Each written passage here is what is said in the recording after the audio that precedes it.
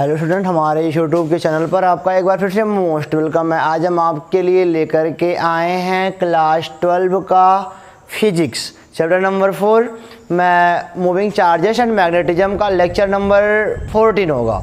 और lecture number 13 में हमने सीखा था मैग्नेटिक फोर्स का डायरेक्शन निकालना और मैग्नेटिक फोर्स क्या होता है, तमाम तरह के कॉन्सेप्ट को हमने सीखा था। और हमको उम्मीद है कि आप सभी बातों को अच्छे तरीके से समझ पाए हो, ठीक है ना। तो आज हम चलते हैं numerical based on magnetic force, ठीक है ना। मैग्नेटिक फोर्स पर हमने न्यूमेरिकल करा नहीं था उसमें, तो इसमें कर लेते हैं अच्छे से। चलो सीधे क्वेश्चन पे आते हैं। और आपको मैग्नेटिक फोर्स का फार्मूला पता होगा, मुझे पता है आपको पता होगा। Fm is equal to Q vector v cross vector b, ठीक है ना। ये आपका वेक्टर फॉर्म है। और Fm is equal to Q V B sine theta, ये आपका बेटा स्केलर फॉर्म होता है, ठीक है ना। चलो मान लो, और हाँ पीछे के जो भी कॉन्सेप्ट हमने बायो-सेवर्ट लॉ से देखे थे, आपको सब मैग्नेटिक फील्ड निकालने आता होगा, मुझे अभी उम्मीद है।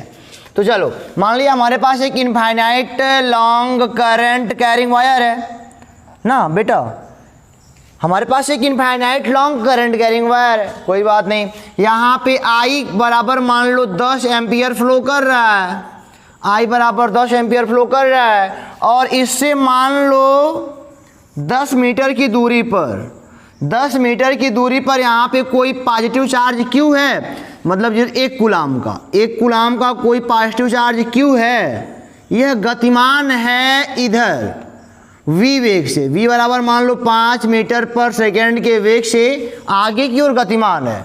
क्योंकि गतिमान रहेगा तभी तो फोर्स अप्लाई होगा, बिना रेस्ट वाले पे तो मैग्नेटिक फील्ड कोई फोर्स लगाती नहीं है, आपको पता है। तो हमें पूछा कि इस चार्ज पर बताओ कितना मैग्नेटिक फोर्स लग रहा है विद डायरेक्शन बताओ कितना मैग्नेटिक फोर्स लग रहा है।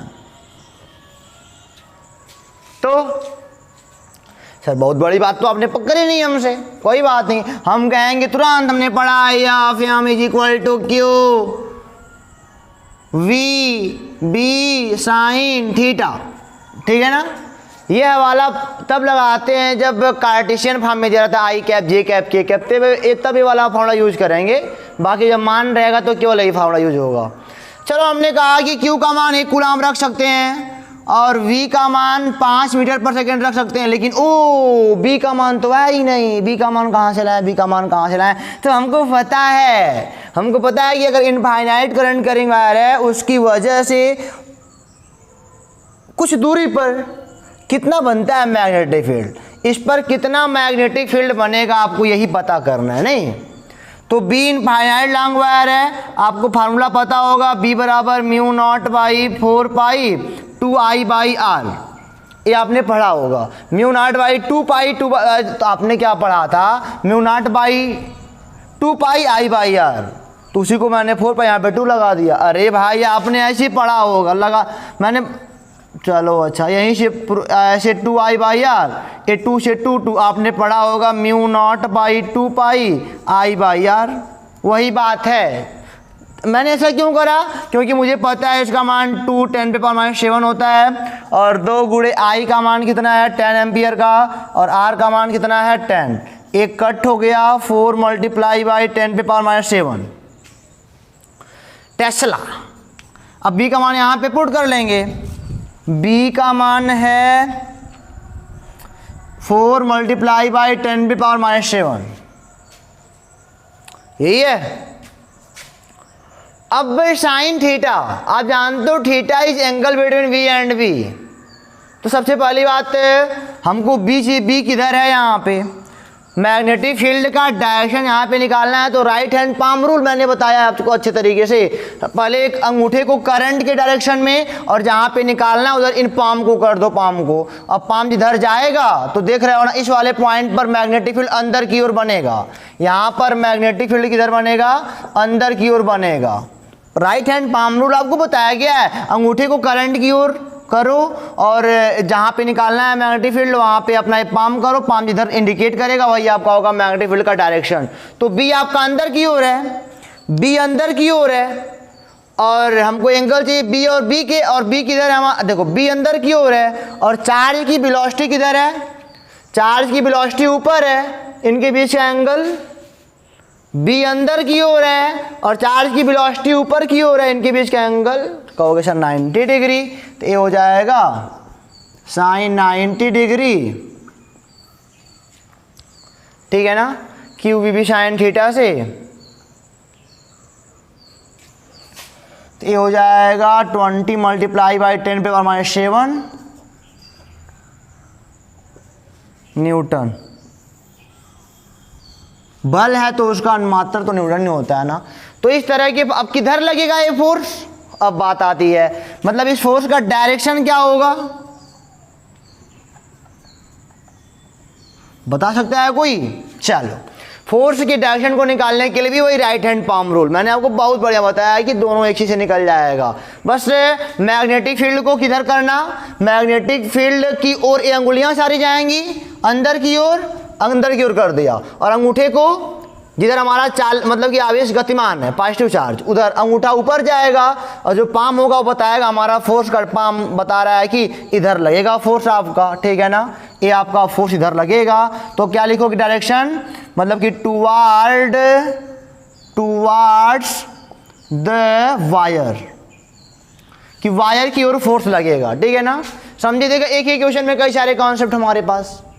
मैंने क्या बोला, हमारे पास एक infinite long current carrying wire था, नॉट सेमी इनफाइनाइट, इनफाइनाइट इधर से भी इधर से भी, अब कुछ दूरी यानी कि 10 मीटर पर एक कोई चार्ज +2 + 1 कूलाम का है, वो ऊपर की ओर गतिमान है 5 मीटर पर सेकेंड से। तो मैंने बोला कि बताओ इस पर कितना मैग्नेटिक फोर्स काम कर रहा होगा, तो मैग्नेटिक फोर्स का हमने लगाया formula Q V sine theta, हमको पता चल बी हमारे पास है ही नहीं, तो बी का मान यहाँ से निकाला, इनफाइनाइट करंट कैरिंग वायर की वजह से चुंबकीय क्षेत्र कुछ दूरी पर जो बनता है μ0/4π2I/r, लगाया फार्मूला, इतना मान पाया, उसके बाद हमने बी का मान यहाँ पे रखा, इशारा बात मिल गया।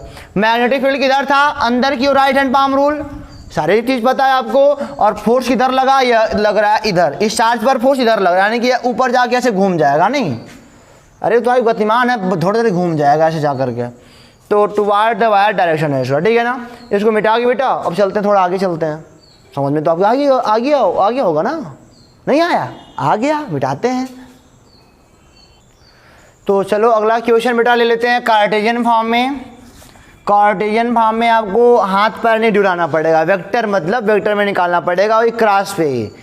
तो मान लो बेटा एक ऐसा मैग्नेटिक फील्ड हमारे पास है, vector B is equal to मान लो 5I cap + 3J cap minus 2K cap, ठीक है ना। और वेलोसिटी जो इनकी है, वेलोसिटी मान लेते हैं, मान लो 3I कैप + 2J कैप, ठीक है ना। और कोई चार्ज Q बराबर 1 माइक्रो कूलाम का है, छोटे छोटे चार्ज मिलेंगे, हालांकि हमने पिछले वाले में बड़ा चार्ज ले लिया था, पिछला क्वेश्चन में 1 कूलाम ले लिया था, छोटे चार्ज आपको पढ़ाई करनी है। तो पूछ रहा है कि इस वाले मैग्नेटिक फील्ड में अगर कोई 1 कूलाम का charge 3I cap + 2J cap वेग से गतिमान हो तो उस पर कितना मैग्नेटिक फोर्स लगेगा, इसकी वजह से, मैग्नेटिक फील्ड की वजह से। तो हमने पढ़ा है vector FM is equal to Q vector V dot vector V। आज वास्तव में वीडियो गिव मत करना, क्योंकि बहुत अच्छे अच्छे कॉन्सेप्ट मैं आपको बताने वाला हूँ, केवल न्यूमेरिकल नहीं है, आज बहुत अच्छे अच्छे कॉन्सेप्ट आपको बताऊँगा। ये हो जाएगा क्यू वेक्टर, देखो अब क्यू का मान आप कहोगे सर 1 माइक्रो कूलाम यानी कि 1 मल्टीप्लाई बाई 10⁻⁻⁶, और V का मान कितना है 3I कैप + 2J कैप, और क्रॉस है यहाँ पे, और B का मान कितना है 5I cap + 3J cap minus 2K cap. आपको अब दिक्कत होगी, क्या दिक्कत हो सकती है कि हमको सर क्रॉस प्रोडक्ट निकालने नहीं आता। तो क्रॉस प्रोडक्ट का बेटा ये होता है फार्मूला बढ़िया से, ये आपने क्लास 12 है डिटरमिनेंट जरूर पढ़ा होगा। यहाँ पे I कैप लगाते, यहाँ पे J कैप लगाते, यहाँ पे K कैप लगाते, 2 लोग होते हैं, थोड़ा आसान होता है, ठीक है ना। ये देखो ये है हमारा पहले वाला वेक्टर V, वेक्टर V में देखो I का मैग्नीट्यूड 3 है और J का कितना है 2 है, K का कुछ नहीं तो 0 मान लेते हैं। यहाँ पे आओ, वेक्टर B है यहाँ पे, इसका I वाले में, I वाले यानी कि X वाले डायरेक्शन में 5 और Y वाले में 3 और इस पे -2, कितना हो गया कैसे इसको सॉल्व करना होता है, पहले यहाँ पे आई कैप लिख लो, फिर ब्रैकेट में आई कैप वाला नीचे वाला बगल वाला, इसका कॉलम इसका रो कवर कर लो। अभी 2 2 जा माइनस का 4, 2 2 जा माइनस का 4 और 3 0 जा 0 हो जाएगा, घटाते हैं। अब जे वाले पे ऑटोमेटिक लगा देते हैं माइनस।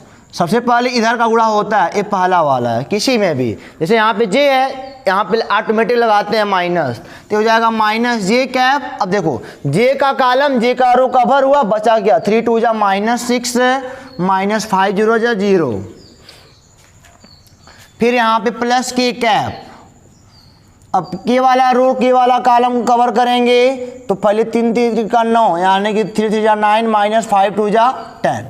पहले ये वाला मल्टीप्लाई होगा, कोई भी दो लोग आपको हमेशा मिलेंगे। एक कॉलम जब एक रो कवर करोगे तो आपको दो लोग मिलेंगे, तो पहले ये वाला मल्टीप्लाई माइनस फिर ये वाला मल्टीप्लाई, तो सारा काम हो गया। अभी हो गया -4 I cap minus plus 6 J cap और ये माइनस के कैप। एक बार मल्टीप्लीकेशन ये वाला रिपीट जरूर कर लेना चाहिए आपको। तो देखो जरा 3 2 0 है, 5 3 -2 है, ये वाला कवर करो 2 2 -4, ये वाला कवर करोगे तो 3 2 -6, ये वाला कवर करोगे तो 3 -, ठीक है, सब ठीक है। चलो यहाँ पे वो लिख सकते हो, अब क्रॉस हो गया ना, ये निकल गया आपका -4 I cap plus 6 J cap minus K cap. ये वाला अंदर गुणा हो सकता है, यानी कि F M is equal to जो हो जाएगा ना, F M is equal to -4 multiply by 10⁻⁻6 I cap plus 6 multiply by 10⁻⁻6 J cap minus 10⁻⁻6 K cap. इसका मतलब क्या होता है, इसका मतलब यहाँ पे थोड़ी हाथ घुमाना है। इसका मतलब यह है कि जो मैग्नेटिक फोर्स है वह एक्स वाले डायरेक्शन में इतना न्यूटन लग रहा है, वाई वाले डायरेक्शन में इतना लग रहा है और जेड वाले में इतना लग रहा है। इतना लगने का मतलब अभी जान लो यहाँ पे लगा है माइनस। अच्छा बताओ यहाँ पे माइनस क्यों आया होगा, क्योंकि यक्स देखो आई क्या जो आई होता है, देखो यक्स वाई जेड, यक्स वाला डायरेक्शन वाई वाला और जेड वाला, ये होता है आई कैप दिखाता है, ये जे कैप दिखाता है और ये दिखाता है के कैप, ठीक है ना। माइनस लगा यानी कि आई मतलब यक्स के इधर वाले में माइनस वाले में, ये इसके मतलब कि यक्स के विपरीत, यक्स के पॉजिटिव में, यक्स के नेगेटिव डायरेक्शन में इधर कितना बल लगा है 4 × 10⁻⁻⁶। और ये देखो जे पॉजिटिव है ना, यानी कि वाई के पॉजिटिव डायरेक्शन में 6 × 10⁻⁻6 न्यूटन बल लगा है। और के नेगेटिव है ना, यानी कि इसके पीछे यानी कि के नेगेटिव वाले डायरेक्शन में 10⁻⁻6 न्यूटन का बल लगा है, ठीक है। अब ये आपको हो गया कार्टेशियन फॉर्म वाला, यहाँ पे आपको हाथ नहीं घुमाना होता। आई जे के का मतलब है दिशा बता दिया हो खुद ही। तो अब हो गया क्लियर ना, सारी बात क्लियर है ना, कोई प्रॉब्लम आपको? कोई प्रॉब्लम नहीं, इसको मिटा के फिर आगे क्वेश्चन देखते हैं। आपके लिए बेहद ही खूबसूरत क्वेश्चन मैंने लिखा है यहाँ पे, ठीक है ना, जो कि बहुत ही कॉन्सेप्चुअल है। इसका कॉन्सेप्ट आपको समझना बहुत जरूरी है। कह रहा है a moving charge projected in a magnetic field, मतलब कि एक मूविंग चार्ज है मैग्नेटिक फील्ड में प्रक्षेपित किया गया, मतलब फेंका गया। कितना टेस्ला मैग्नेटिक फील्ड कितना है यहाँ पे 2 i cap plus 3 j cap tesla and the charge acceleration, और जो चार्ज का एक्सीलरेशन है वो x i cap plus 2 j cap metre पर सेकेंड स्क्वायर होगा यहाँ पे है, ठीक है ना। देन फाइंड आउट एक्स की वैल्यू बताओ। मतलब कि बोल रहे हैं कि एक मैग्नेटिक फील्ड है, वहाँ पे हमने एक चार्ज को प्रोजेक्ट करा, प्रोजेक्ट किया मतलब प्रक्षेपित किया, और एक्सीलरेशन उसका बोल रहे हैं कि x i cap plus 2 j cap है, एक्सीलरेट कर रहा है, त्वरण उसमें हो रहा है। तो बताना है कि एक्स का मान क्या होगा। तो ये तो हमने दूर दूर तक कहोगे सर हमने ऐसा कुछ पढ़ा ही नहीं कि यहाँ पे एक्सीलरेशन भी आ गया हो, दिमाग नहीं काम कर रहा होगा। अरे वाह, चलो ये पढ़े हो ना कि vector F M is equal to Q vector V cross vector B. Physics है, जब तक दिमाग थोड़ा थोड़ा नहीं लगाओगे ना तब तक मिस कर जाओगे। देखो ध्यान से, आप जानते हो कि क्रॉस प्रोडक्ट है तो जो एफ एम होगा मैग्नेटिक फोर्स होगा वह परपेंडिकुलर होगा इसके भी, और जो एफ एम होगा वह परपेंडिकुलर होगा इसके भी, ठीक है ना। जो फोर्स है वह परपेंडिकुलर होगा उसकी वेलोसिटी के भी, और जो फोर्स है वह परपेंडिकुलर होगा उसके चुंबकीय क्षेत्र के भी। फिक्स होगा। अच्छा आपने पढ़ा है कि F is equal to M A पढ़ा है, ठीक है ना। यह फार्मूला मैं अप्लाई थोड़ी करूंगा, आपको बता रहा हूं। जिधर आपका एक्सीलरेशन होगा, एक्सीलरेशन मतलब कि जिधर फोर्स, ऐसे दे सकते हो, जिधर फोर्स होगा उधर ही एक्सीलरेशन होगा। जिधर फोर्स होगा उधर ही क्या होगा, एक्सीलरेशन होगा। तो चाहे कहो फोर्स के परपेंडिकुलर बोलो बी होगा, चाहे बोलो कि एक्सीलरेशन के परपेंडिकुलर बी बोलो। अरे भाई जब फोर्स भी देखो, जो फोर्स मान लो इधर है और बी इधर है, दोनों परपेंडिकुलर आपस में है। आखिर जिधर देखो परपेंडिकुलर है कि नहीं है, फोर्स इधर है तो इधर ही तो एक्सीलरेशन होगा। जिधर फोर्स अप्लाई हुआ होता है उधर ही बेटा होता है त्वरण, ठीक है ना। तो इधर ये होगा, यह भी इसके परपेंडिकुलर होगा। और एक बात और नोट करना यहाँ पे कि जब दो चीज़ें परपेंडिकुलर होती हैं हमेशा काम करेगा। जब दो चीज़ें या दो क्वांटिटीज परपेंडिकुलर होती हैं तो उनका डॉट प्रोडक्ट जीरो होता है। अरे वाह कितना अच्छा क्वेश्चन। जैसे मान लो मैंने बोला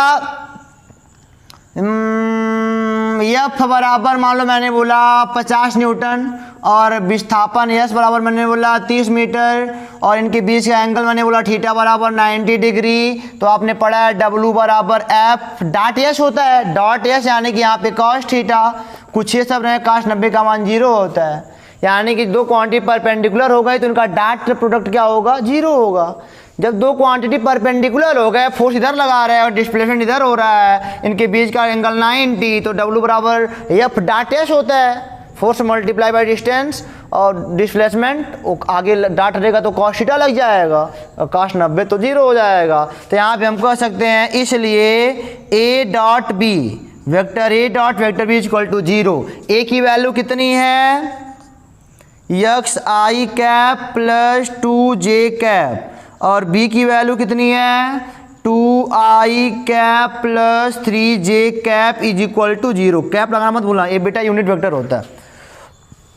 चलो डॉट वाला प्रोडक्ट का गुणा करने आपको आता होगा तो आप जानते हो आई कैप का आई कैप से नहीं, तो ये हो जाएगा बेटा आपका 2x हो जाएगा, आई गायब हो जाएगा, ठीक है ना। क्योंकि I dot I 0, I dot I होता है आई का, देखो आई डॉट आई बताता हूँ मैं आपको, आई डॉट आई यानी कि आई के बीच का एंगल 0, इसका मैग्नीट्यूड 1 cos 0, उसका भी 1 हो जाएगा, इसीलिए 1 होता है, ठीक है ना। तो यहाँ पे जब x गुणे 2 गुणे आई डॉट आई करोगे तो आई डॉट आई का मान 1 होता है और x 2 हो जाए 2x।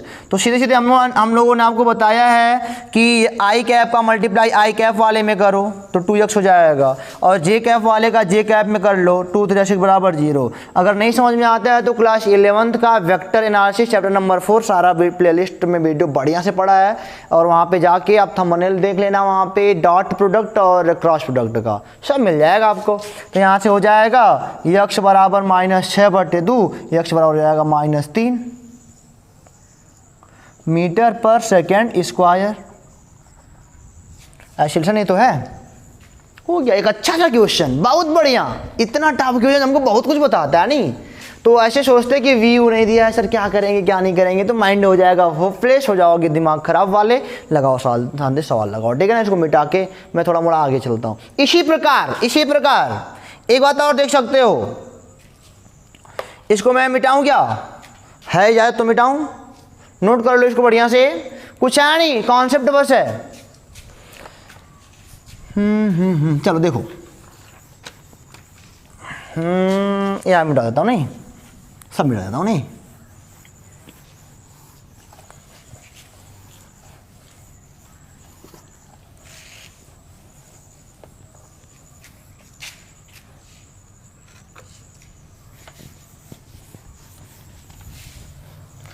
ये क्वेश्चन तो वही रहेगा, हालांकि मिटाऊँ क्या, देखो इधर क्वेश्चन में अगला यहाँ पे लिखता हूँ what is work done by magnetic field on moving charge. Hindi में क्या बोलोगे कि मूविंग चार्ज पर मैग्नेटिक फील्ड कितना वर्क डन करता है, कितना वर्क करता है। फोर्स लगाता है, आपको पता है कितना वर्क करता है। फोर्स लगाता होगा तो कुछ वर्क भी करता होगा, ये आप सोच रहे हो, मैं नहीं सोच रहा, ठीक है ना। इसका क्वेश्चन बढ़िया लिखा, इंपॉर्टेंट, वेरी इंपॉर्टेंट, जो आपको कहीं मिलेगा नहीं, ठीक है ना। किताब अच्छे अच्छी लेके रखे रहोगे तो वहाँ पे पाओगे तो फिर हो सकता है आप समझो ना। तो क्या है क्वेश्चन हमारा कि मूविंग चार्ज यानी कि कोई गतिमान आवेश है उस मैग्नेटिक फील्ड में, तो मैग्नेटिक फील्ड उसमें कितना वर्क करती है उसको डिस्प्लेस करने में। यहाँ से आपको बढ़िया चीज़ मिलेगी। देखो देखो पहली बात तो आप जानते हो कि F M is equal to Q vector V, यानी कि F M perpendicular to vector V, और जो मैग्नेटिक फोर्स होता है वो परपेंडिकुलर टू वेक्टर वी भी होता है। ये सारी बातें जानते हो। यहाँ से देखो जरा, F M perpendicular to vector B, इधर मान लो आवेश आपका, इधर मान लो कोई पॉजिटिव चार्ज है, इधर मूव कर रहा होगा वी वेलोसिटी से, तो फोर्स उस समय इधर लग रहा होगा, चाहे नीचे चाहे ऊपर, तुम्हारी मर्जी कहीं ले सकते हो। 90 डिग्री होना चाहिए इनके बीच का एंगल, ऊपर भी ले सकते हो, तुम्हारी मर्जी। ये देखो एफ एम हो गया ना, तभी तो 90 बनाएगा। अरे भाई साहब तुम ऊपर भी ले सकते हो, डरो ना, ऊपर भी ले सकते हो। चलो ये 90 हमको चाहिए क्योंकि हमारा फार्मूला वही बोलता है। अब क्या करेंगे, देखो जिधर वेलोसिटी होती है उधर ही डिस्प्लेसमेंट होता है ना, जिधर वेलोसिटी होती है उधर ही क्या होता है, डिस्प्लेसमेंट होता है। लिख लो अगर नहीं पता है तो, जिधर जो 11th बढ़िया से पढ़ा है वो सब समझेगा। जिधर वेलोसिटी होती है उधर ही डिस्प्लेसमेंट होता है, डिस्प्लेसमेंट होता है। अरे भाई अगर आदमी इधर गतिमान है तो इधर तो डिस्प्लेसमेंट होगा ना, आखिर जिधर आदमी मूव करेगा उधर उसका डिस्प्लेसमेंट बनेगा। तो अब डिस्प्लेसमेंट भी इसका इधर ही आएगा, डिस्प्लेसमेंट भी इसका इधर ही आएगा। अब जानते हो W बराबर हमने पढ़ा F डॉट ds, डिस्प्लेसमेंट, और डॉट होता है तो कॉस थीटा, और इसके हिसाब से देखो फोर्स इधर और लग रहा है, डिस्प्लेसमेंट इधर हो रहा है, तो F डॉट ds कॉस 90 अंश हो जाएगा इनके बीच का एंगल, ये हो जाएगा 0 W। अरे वाह, ये तो बिना किसी कार्य के इनको नचा रहा है अपने अंदर।